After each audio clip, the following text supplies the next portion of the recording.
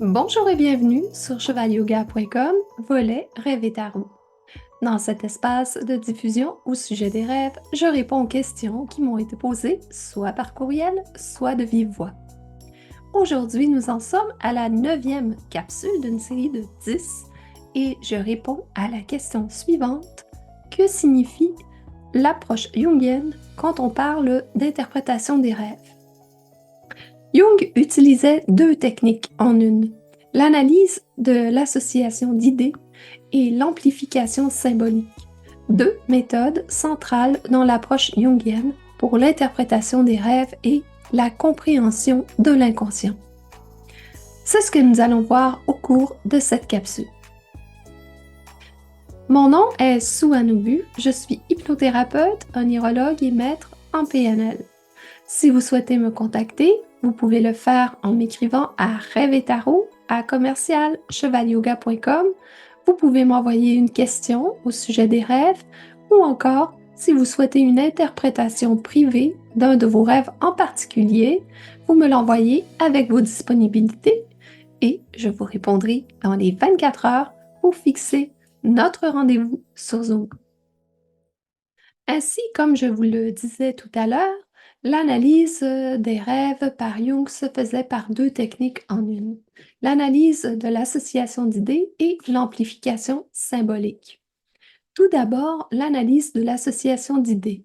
C'est un processus qui consiste à prendre un symbole ou un élément du rêve et à demander au rêveur d'énumérer spontanément les pensées, images ou souvenirs qui lui viennent à l'esprit en relation avec ce symbole.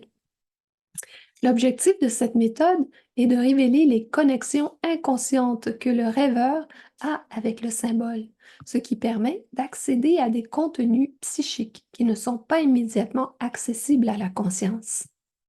En revanche, l'amplification symbolique est une méthode complémentaire qui élargit l'interprétation d'un symbole en le reliant à des archétypes, des mythes, des contes, des œuvres d'art ou même des éléments culturels plus vastes.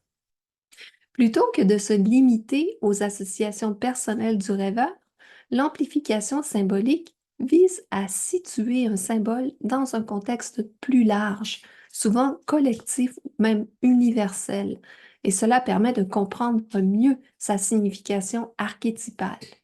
Par exemple, si un rêveur voyait un serpent dans son rêve, Jung ne cherchait pas immédiatement à interpréter ce symbole de manière universelle, mais plutôt à comprendre ce que ce serpent signifiait pour ce rêveur en particulier en fonction de ses associations personnelles.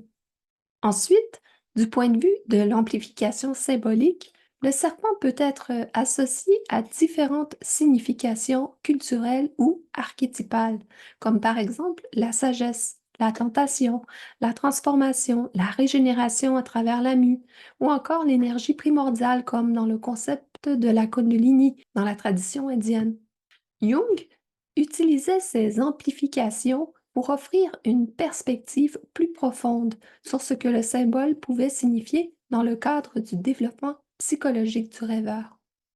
L'interaction entre les deux méthodes était souvent utilisée car ensemble, elles permettaient une interprétation riche et nuancée des rêves, révélant à la fois les dynamiques personnelles et collectives de l'inconscient.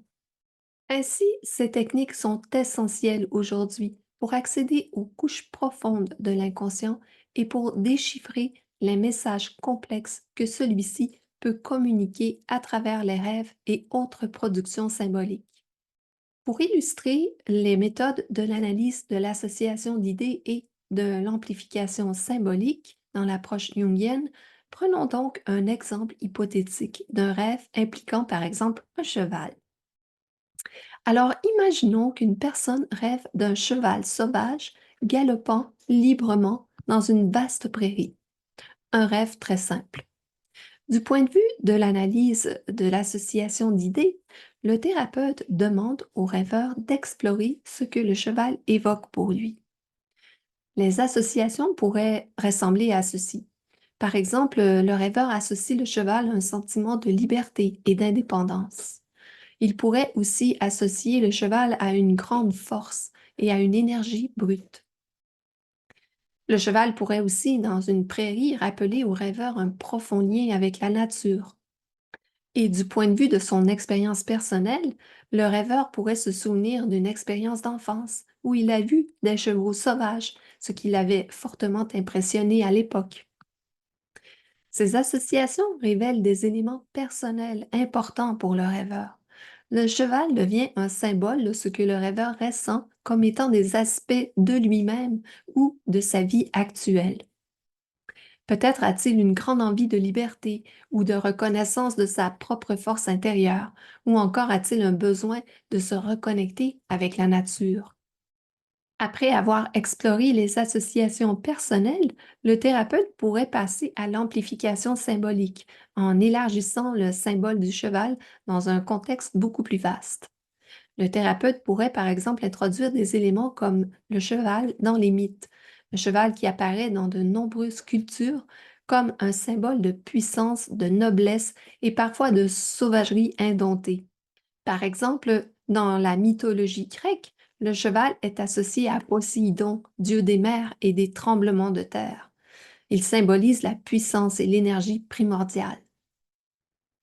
Au niveau des archétypes, le cheval peut être vu aussi comme un archétype de l'instinct animal et de la connexion avec la nature sauvage, une partie de la psyché que l'on pourrait associer au soi, le concept jungien qui représente l'unité et la totalité de l'individu. Et du point de vue du symbolisme alchimique. Dans l'alchimie, le cheval est parfois vu comme une image de l'énergie libidinale, de la vitalité brute qui doit être maîtrisée et transformée dans le processus du développement personnel. En combinant l'analyse des associations d'idées et l'amplification symbolique, le rêve peut être interprété comme un reflet de l'état psychologique du rêveur. Le cheval pourrait représenter son besoin de se libérer des contraintes, de puiser dans sa force intérieure ou de se reconnecter avec des aspects plus primordiaux de lui-même. Le rêveur peut être à un point de sa vie où il ressent le besoin de réintégrer ses qualités de liberté, force, lien avec la nature pour avancer dans son développement personnel. Ainsi, ces deux méthodes permettent de comprendre le rêve non seulement en fonction des expériences et des sentiments personnels du rêveur, mais aussi en lien avec des dynamiques psychiques plus profondes et collectives. Voilà qui complète cette capsule.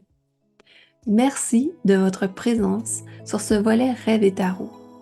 Prenez une seconde pour vous abonner à ma chaîne en cliquant ci-dessous à droite de votre écran pour recevoir une alerte lors de la diffusion des prochaines capsules. Je vous invite aussi à mettre un pouce en l'air si vous avez aimé cette capsule, ce que j'espère, et à la partager largement afin de faire bénéficier au plus large éventail de gens possible ces informations au sujet de leur monde onirique. Quant à moi, je vous dis à très bientôt pour une prochaine capsule et d'ici là, rêvez bien!